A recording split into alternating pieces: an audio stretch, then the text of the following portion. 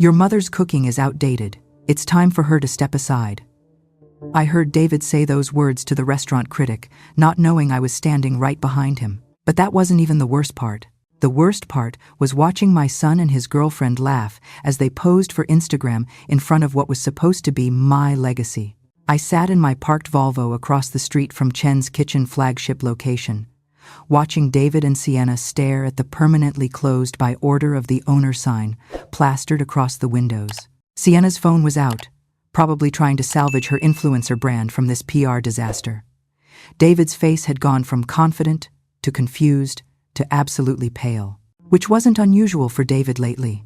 My son had always been better at spending money than understanding where it came from. I took a sip of my coffee and smiled. After 30 years of building this business from nothing, I was about to teach both of them a lesson about what outdated really means. Let me back up.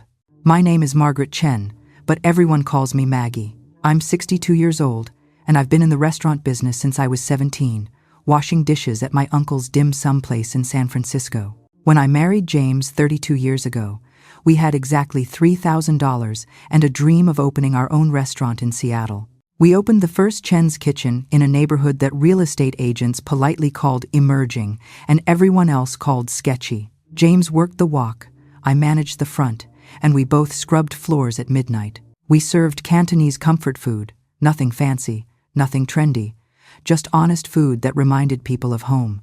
David was born that first year. We had a bassinet in the office, and I'd nurse him between lunch and dinner service. Lisa came 2 years later. Both kids grew up in that restaurant, doing homework at table 6, learning to fold dumplings before they learned to ride bikes. When James died 5 years ago, massive heart attack, gone before the ambulance arrived, David was already working as general manager. He'd gone to business school, had big ideas about expansion. I was drowning in grief. So when he suggested opening 3 more locations, I said yes. Anything to keep moving forward, to honor what James and I had built. That was my first mistake. My second was not paying closer attention to the paperwork. 18 months ago, David brought Sienna to Sunday family dinner. She was 26, with 200,000 Instagram followers and opinions about everything. She called herself a culinary influencer, which, as far as I could tell, meant she took pictures of food other people cooked and then criticized it online. "Mrs. Chen," she said, not Maggie. Always Mrs. Chen in that syrupy voice. "Have you considered updating your menu? Fusion is so hot right now, and your plating is very traditional." Traditional. That was her kind word. What she posted on Instagram later was less kind. I saw it because Lisa showed me. Something about dated aesthetic and lacking innovation, and how even the owner admits the recipes are from the 1990 seconds. The recipes were from my mother, who learned them from her mother, going back 4 generations. But apparently, that wasn't content-worthy. David started bringing Sienna to management meetings. She'd sit there with her ring light and her phone, filming herself tasting our food and making suggestions. "Too much garlic. Not photogenic enough. We should do a deconstructed version." I tried to be patient. Young people have different ideas. The industry changes. I'm not some stubborn old woman who refuses to adapt. We'd already added vegan options, updated the decor, started a delivery partnership, but then David called a board meeting without telling me. I walked into my own restaurant's private dining room to find David at the head of the table. Sienna beside him with a PowerPoint presentation queued up, and 5 investors I'd never met. "Oh, Mom," David said, not even having the grace to look embarrassed. "I thought you had that dental appointment." I didn't. But I sat down and listened anyway. Sienna's presentation was called Chen's Kitchen 2, bringing a legacy brand into the modern era. Every slide was an insult wrapped in marketing speak. Outdated brand identity, limited appeal to younger demographics, need for fresh creative direction. The final slide showed a new logo, some minimalist nonsense that looked nothing like the hand-painted sign James and I had commissioned from a local artist, and a new name: Chen Modern Asian Kitchen. "We're proposing a complete rebrand," David announced. "New menu, new look, new management structure. Sienna will be creative director and face of the brand. I'll be CEO. And Mom." He had the audacity to smile at me. We think it's time for you to consider retirement. You've worked so hard. You deserve to relax." One of the investors, a man in an expensive suit with the kind of tan you only get from yacht ownership, nodded enthusiastically. "You've built something wonderful, Mrs. Chen. Now it's time to let the next generation take it forward." I looked at my son, at this woman who'd known him for 18 months and thought she knew better than I did about the business I'd bled for. At these strangers who saw my life's work as a legacy brand that needed fixing. "This is a formal proposal," David continued. "We're asking for a vote to restructure management. I have proxy votes from several shareholders." He slid a folder across the table. "We'd like your signature by the end of the week." I picked up the folder, flipped through it, looked at my son. "No," I said. David's confident smile faltered. "Mom, be reasonable. We're not pushing you out. You'll still be on the board in an advisory capacity." "No." I stood up. "This meeting is over. Gentlemen, Miss Sienna, you're in my restaurant without my permission. I suggest you leave before I call the police." Sienna laughed. Actually laughed. "Mrs. Chen, with all respect, you don't have the authority to." "I own this building," I said quietly. "I own the trademark to the Chen's Kitchen name. I own the recipes, the kitchen equipment, and the table you're sitting at. What exactly do you think I don't have the authority to do?" I walked out and called my daughter. Lisa is a corporate attorney at a big firm downtown. She's practical, sharp, and unlike her brother, actually reads documents before signing them. When I told her what David had tried, there was a long silence on the phone. "Mom," she said finally, "when was the last time you reviewed the company structure?" That's when I started to understand how bad things had gotten. David had been very busy over the past 18 months. He'd created new corporate entities for each restaurant location. He'd brought in outside investors, those men in the suits, promising them equity stakes. He'd registered trademarks, filed paperwork, restructured agreements. And he'd done it all, assuming I owned exactly 51% of Chen's Kitchen Holdings, the parent company. He was wrong. When James died, I inherited his shares. But I'd also maintained my original stake from when we first incorporated. And there was another detail David had forgotten about: the trust James set up for the kids. Lisa was the trustee, but the shares wouldn't vest to them until I died or chose to release them. Lisa spent 3 days going through every document. Then she came to my house with a bottle of wine and a legal pad full of notes. "You own 74%, Mom. David has 15. I have 11 from the trust, but they're non-voting until the vesting date, which isn't for another 10 years. He can't force you out. He can't restructure. He can't do any of this without your signature." I thought about that conversation while I drank my coffee and watched David try to explain to Sienna why the restaurant was closed. I thought about what came next. The board meeting was 2 weeks later. David came in cocky, Sienna beside him with her ring light, ready to film the transition. The investors were there too, already counting their returns. I arrived last, with Lisa and our family attorney, Martin Walsh. Martin had handled the original incorporation paperwork 30 years ago. He was 70, mostly retired, and absolutely delighted to be back in action. "Gentlemen," I said, taking my seat at the head of the table. "Miss Sienna, David, thank you for coming. Before we discuss any proposed changes, I thought we should review the current ownership structure." Martin opened his briefcase. "I've prepared documentation showing the current share distribution of Chen's Kitchen Holdings." David's smile dimmed slightly. "We know the distribution, Martin. That's why." "Do you?" I asked. "Because according to these documents, you seem to have miscalculated." The next 20 minutes were satisfying in the way that only cold, hard facts can be. Martin went through every share, every document, every voting right. The investors' faces went from confident to confused to angry. One of them stood up and pointed at David. "You told us you had controlling interest. You told us your mother was a minority stakeholder." "She's old," David protested. "The business was failing under her management."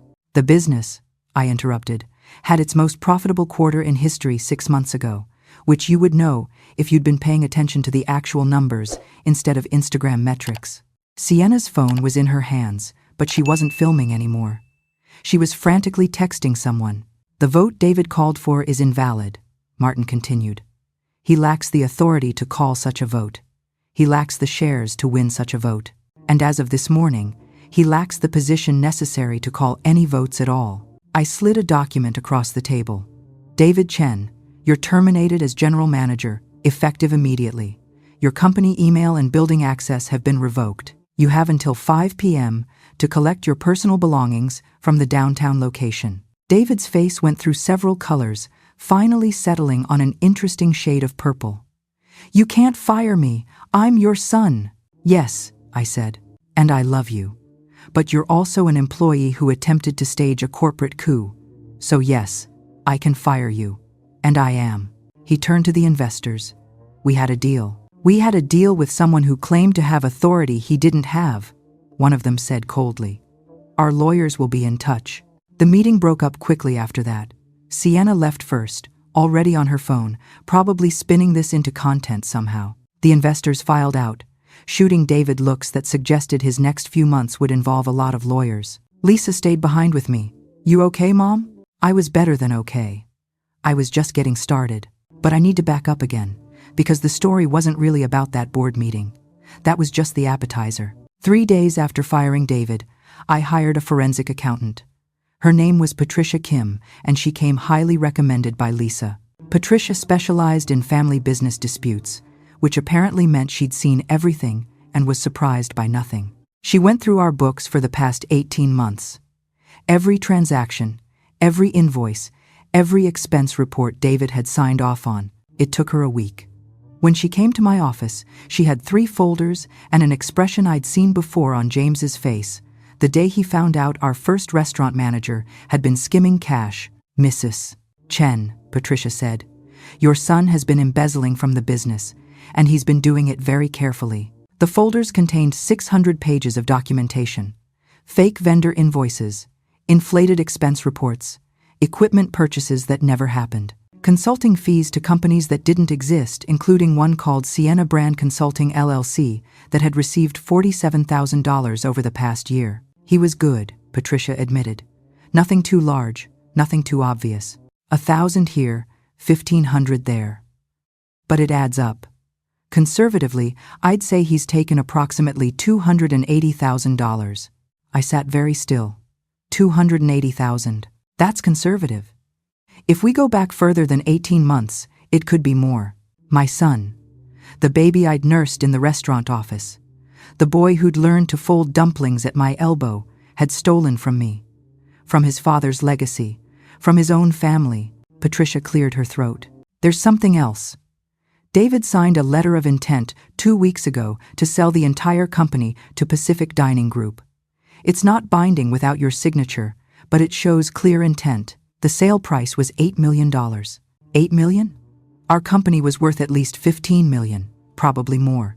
He was selling for half value? According to the documents, he told Pacific Dining that you were in declining health and motivated to sell quickly. He also told them he had power of attorney and could sign on your behalf. I felt something cold settle in my chest. Not anger exactly. Anger was too hot, too emotional. This was something else. This was clarity. Thank you, Patricia.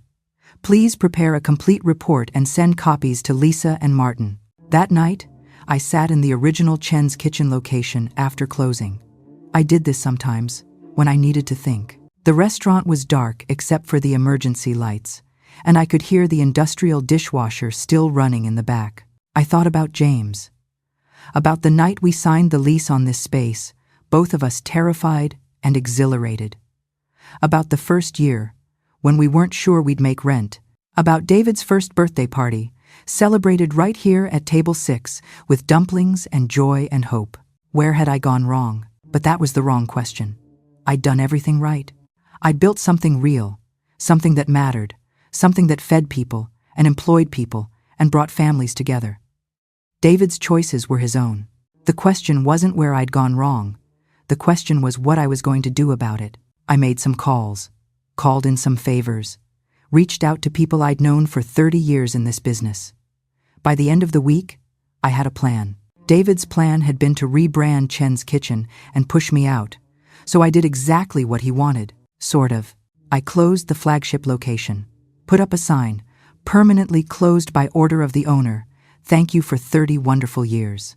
David found out via Instagram because Sienna's followers started tagging her in photos of the closed restaurant. He called me 17 times in 1 hour. I didn't answer. Lisa did, though, and later told me he'd been incoherent with rage. How could you close it? That was our best location. You're destroying the business to spite me. But here's what David didn't know, because David had never actually paid attention to the details. I didn't own Chen's Kitchen downtown. I owned the building Chen's Kitchen downtown was in. And the lease I'd given to the business was month to month, because 30 years ago, James and I couldn't afford a lawyer to draft a proper long-term lease, and I'd never bothered to update it. So when I closed the restaurant, I wasn't closing it forever. I was closing it under the Chen's Kitchen name. The building, the location, the equipment, all still mine. I repainted, brought in new furniture, hired back every single staff member who wanted to return, this time with better pay and profit-sharing options. And I reopened 3 weeks later as Maggie's Table. Same location, same recipes, same quality, different name, my name. The opening night was invitation only. I invited every food critic in Seattle, every chef I'd mentored over the years, every regular customer who'd been eating at Chen's Kitchen since the beginning. I invited the local news. I also invited David and Sienna, because I'm not cruel, just thorough. David showed up wearing a suit I recognized from an expense report, $3,200, charged to the company card, supposedly for client meetings. Sienna wore something designed to photograph well. They were both smiling, probably thinking this was my peace offering. I stood at the entrance, greeting guests, looking every one of my 62 years and not caring at all. David, I said. Sienna, thank you for coming. Mom, David said, trying for warmth but landing somewhere near cautious. This is great. Really, we should talk about later, I said. Enjoy the meal. They sat at table 6. Their table, where we used to celebrate birthdays. I made sure they had the full experience. Dumplings made from my mother's recipe, the honey walnut prawns James perfected over 10 years, the clay pot rice that had been our signature dish since day one. The same food David had wanted to call outdated. Halfway through dinner, I stood up to make a speech. The room quieted. Thank you all for being here tonight, I began. 30 years ago, my husband James and I opened a restaurant in this very spot. We wanted to create something that felt like home, that honored our family's recipes, that brought people together. For 3 decades, Chen's Kitchen did exactly that. I saw David relax slightly, probably thinking this was going to be a nice family moment. But recently, I continued, I realized that the business I built had become something else. It had become about metrics and Instagram and rebranding. It had become about looking modern instead of being good. So I made a choice. I nodded to Lisa, who was standing near the back with a laptop. I chose to close Chen's Kitchen and open Maggie's Table. Same food, same commitment to quality, but under my own name, my own rules, my own vision. I paused, and I chose to do it with people who share that vision. But I want to talk about Chen's Kitchen for a moment, I continued, because that business still exists. The 3 satellite locations are still open, still operating under that name. And I want to publicly announce that as of yesterday, I sold my shares in Chen's Kitchen Holdings. The room went very quiet. David's face went pale. I sold them to a wonderful organization called the Seattle Culinary Workers Collective. It's a nonprofit that helps restaurant workers become owners. They'll maintain the Chen's Kitchen name at the 3 existing locations, but they'll operate as worker-owned cooperatives. I looked directly at David. I sold my 74% stake for $1 with the condition that they hire people based on experience and commitment, not family connections. I also donated all profits from the sale, which, after accounting for embezzled funds, came to approximately $8 million to culinary scholarships for low-income students. Sienna's phone clattered to the floor. David, you told investors and potential buyers that you had controlling interest in a company worth $8 million. You committed fraud, you embezzled from your family, and you did it all while telling people your mother was too old-fashioned to understand modern business. I smiled at him, the same smile I'd given him from my parked car that day. So I made sure you can't profit from any of it. The Chen's Kitchen name will continue without you. The workers you treated as replaceable now own the company you thought was yours. And I'm starting fresh with people who actually respect what James and I built. One more thing, I added. I've filed a police report about the embezzlement. Patricia Kim's forensic accounting report has been provided to the district attorney. I'm not pressing charges, you're still my son, but the DA might have questions about those consulting fees to fake companies. You should probably get a lawyer. David stood up. For a second, I thought he might yell, might make a scene, but Sienna grabbed his arm and pulled him toward the door. They left without a word, though Sienna managed to grab her phone on the way out. The room was silent for a heartbeat. Then someone started clapping, then someone else. Then the entire restaurant was applauding, and I realized I was crying, and Lisa was beside me with her arm around my shoulders. "Mom," she whispered, "that was badass." "Language," I said automatically, and we both started laughing. The Seattle Times food critic, a woman named Amanda who'd been covering the restaurant scene for 20 years, approached me afterward. "Mrs. Chen, Maggie, can I ask you a question?" "Of course. Your son tried to push you out of the business you built? He stole from you. He called you outdated. Why not just fire him and move on? Why close Chen's Kitchen entirely?" I thought about that, because Chen's Kitchen was built by James and me together. When he died, it changed. When David took over, it changed more. It wasn't our restaurant anymore. It was something else. Something that wore our name, but didn't have our heart. "So you burned it down." "I set it free," I corrected. "I gave it to people who will honor what it was meant to be. And I gave myself permission to start something new, something mine." "And David?" "David is 35 years old. He has a business degree, connections in the industry, and time to figure out who he wants to be when he's not riding on his parents' legacy. Maybe this will be good for him. Maybe it won't. But that's his journey now, not mine." Amanda smiled. "Can I quote you on that?" "Every word." The article came out 2 days later. Legendary chef chooses workers over family in stunning restaurant shakeup. It went viral, which Sienna would have appreciated if she wasn't too busy deleting her Instagram posts about revolutionizing Chen's Kitchen. Other articles followed. Owner gives away $8 million business to workers. When your son tries to steal your legacy, Chef Maggie Chen shows what real innovation looks like. David called me once. About a week later. I answered. "Mom," he said. His voice was different, smaller. "I don't know what to say." "Then don't say anything. Listen instead." Silence. "I loved you and your sister from the moment you were born," I said. "I worked 18-hour days so you could have opportunities I never had. I sent you to business school. I trusted you with our legacy. And you repaid that by stealing from me, lying about me, and trying to push me out of my own business. I know. I'm sorry. I'm not done." "You can be sorry. You should be sorry. But sorry doesn't give back the money you stole. Sorry doesn't undo the betrayal. Sorry is just a word, David. What matters is what you do next." More silence. "I'm not pressing charges because you're my son.